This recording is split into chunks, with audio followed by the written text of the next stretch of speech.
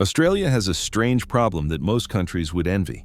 At the same time that towns run out of water, vast amounts of fresh water are being washed straight into the ocean.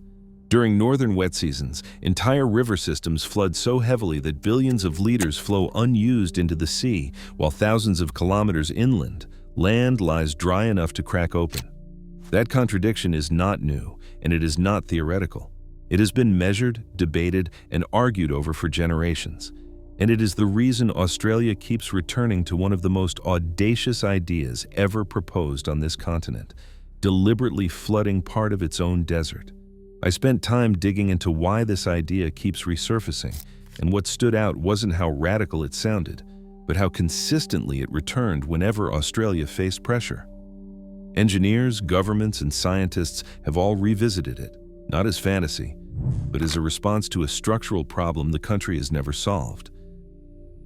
Australia is the driest inhabited continent on Earth, receiving on average less than 500 millimeters of rainfall a year, much of it highly variable. Nearly 70% of Australians live along the coast because that is where almost all reliable water infrastructure exists. Inland, rainfall drops sharply, summer temperatures regularly exceed 40 degrees, and evaporation rates can remove more water annually than most rivers deliver. The economic cost of this imbalance is substantial. Agriculture depends heavily on a handful of river systems, particularly the Murray-Darling Basin, which alone supports around 40% of Australia's agricultural output. When drought hits, food production contracts, rural economies suffer, and water becomes a political crisis.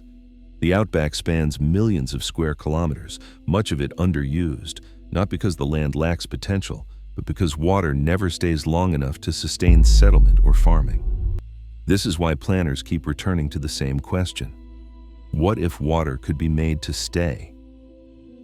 As early as the 1930s, a man named John Bradfield, best known for designing the Sydney Harbour Bridge, argued that Australia was mismanaging its geography.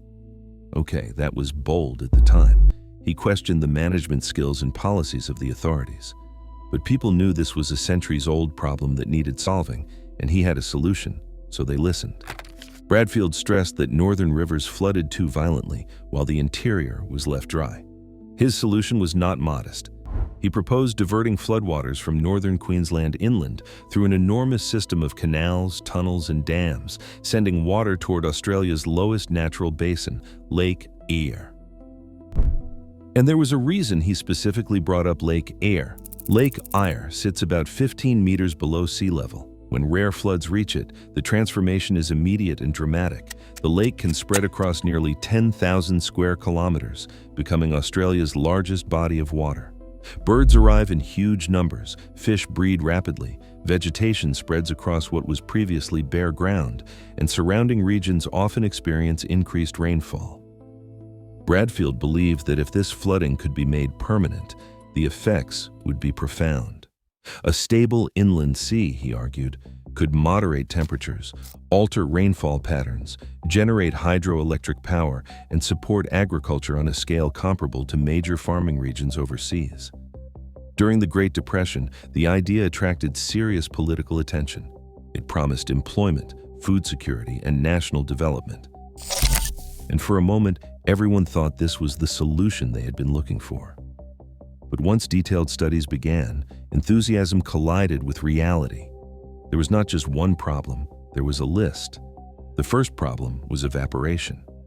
In central Australia, water loss is extreme. Studies suggested that a large inland lake could lose up to 3 meters of depth every year purely to heat and wind. Any system feeding it would need to replace that loss continuously, year after year, without interruption. That was a scale of effort almost unimaginable. The second problem was volume.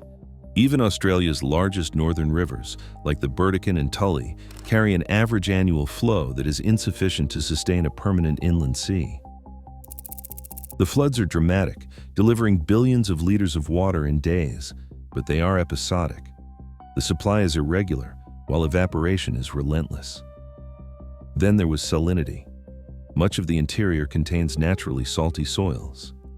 Flooding the basin without an outlet would cause salt to accumulate steadily, eventually turning the water hostile to both agriculture and most forms of life.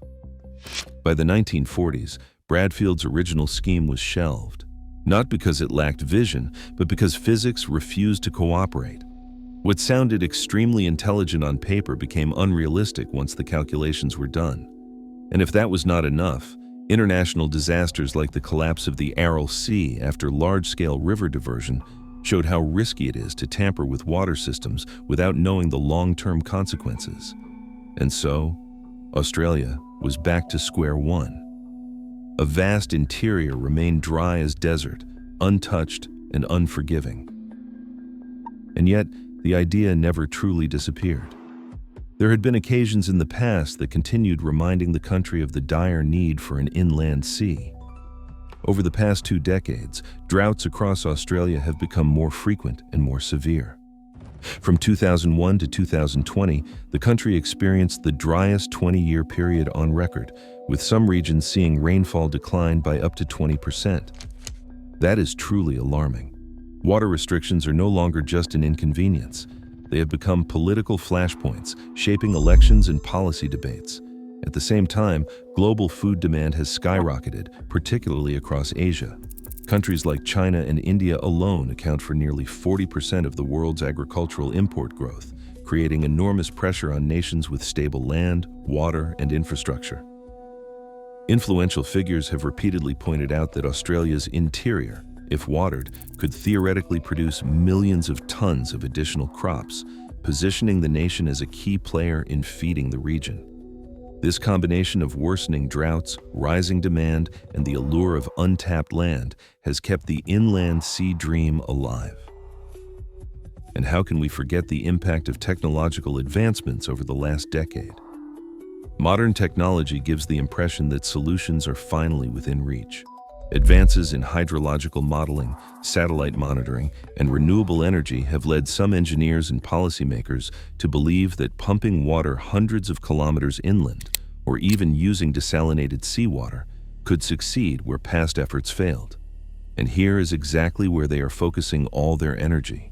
They are solving the problems that hampered previous models. Updated proposals now emphasize selective water capture, maximizing efficiency, and in some cases pumping seawater inland using solar or wind-powered systems. Supporters argue that stabilizing a large inland lake could moderate drought cycles, increase rainfall by measurable margins, and unlock millions of hectares of currently unusable land. But what is a dream without challenges? These modern proposals still face enormous obstacles. Water would need to travel over 1,500 kilometers from northern rivers to Lake Eyre, roughly the same distance as moving water from London to Rome. Hundreds of kilometers of canals, tunnels through hard terrain, and pumping stations capable of moving tens of billions of liters per year would be required. Even the most conservative cost estimates place the project at tens to hundreds of billions of dollars, rivaling Australia's most ambitious infrastructure projects, including the National Broadband Network.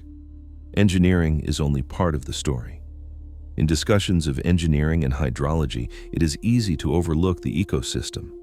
Diverting rivers changes coastal ecosystems that depend on seasonal flows. Fisheries, wetlands, and marine habitats downstream would all be affected if floodwaters were intercepted before reaching the sea. And what if I tell you there is an ethical dimension as well? Flooding Lake Eyre permanently would transform land that holds deep cultural significance for Aboriginal communities, for whom the basin is not empty space, but a living landscape tied to law, history, and identity. This is where the debate becomes uncomfortable. The question is no longer simply whether Australia can drown part of its desert, but whether it should, and who gets to decide what progress looks like. Economically, the outcome is uncertain. There is no guarantee that agriculture would scale as predicted, or that the climate effects would be both beneficial and stable. So will Australia ever drown its desert? Probably not in the way early planners imagined. But as water scarcity intensifies, the pressure to attempt bold solutions will only grow. Perhaps the question is not simply whether this project is possible. Maybe it is about why Australians, time and again, feel compelled to tame the interior, to take on a challenge that seems bigger than us, to rewrite the story of a desert that has, for centuries, refused to bend. And that, more than anything, explains why this idea keeps resurfacing.